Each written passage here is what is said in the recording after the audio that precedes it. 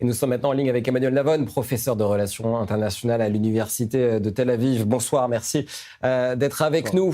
Comment régler cette question, selon vous, de l'après Khamenei et l'après-régime islamique?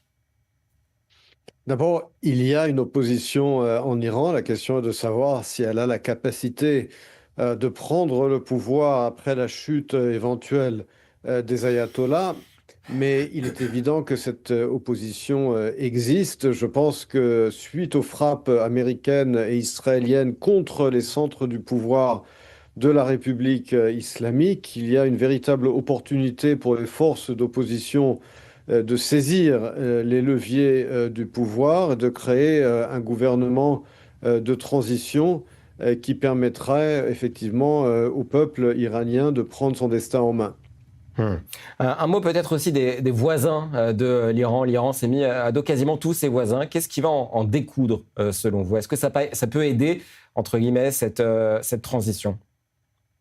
L'isolement régional de l'Iran aujourd'hui est total. Le fait même que même le Qatar qui, bien qu'étant un pays sunnite, finalement avait de nombreuses affinités avec le régime iranien, en particulier à cause de son idéologie islamiste, fidèle aux frères musulmans. Je vous rappelle que Khamenei avait lui-même traduit en perse les écrits de Saïd Qutb, l'un des fondateurs des frères musulmans. Donc cette idéologie commune entre le Qatar et la République islamique, et puis évidemment les intérêts économiques communs dans le domaine du gaz naturel. Cette affinité politique et géopolitique entre le Qatar et l'Iran avait d'ailleurs mené à cette brouille, voire à cette rupture entre l'Arabie saoudite et le Qatar en 2017.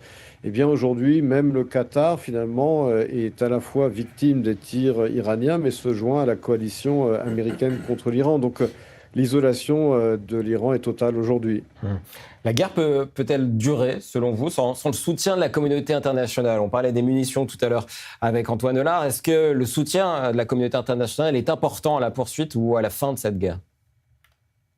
Il n'y a pas de communauté internationale, c'est un leurre. Il y a 193 pays membres de l'ONU, chacun avec des intérêts différents. Il y a certaines coalitions sur la scène internationale, mais il n'y a pas de communauté internationale. Il faut tout simplement cesser, bannir cette expression. Les États-Unis aujourd'hui sont la seule puissance dans le monde qui ont la capacité et la volonté d'intervenir en dépit de tout ce qui a été discuté à la conférence de Munich il y a à peu près 2 semaines qui parlait d'un monde multipolaire. Il n'y a pas de monde multipolaire. Il y a effectivement la puissance économique chinoise, mais on voit bien à quel point les alliés de la Chine ne peuvent pas bénéficier de la protection chinoise, qu'il s'agisse de Maduro ou de Khamenei. En termes de capacité et de volonté militaire, le monde reste unipolaire, comme vient de le prouver la guerre récente.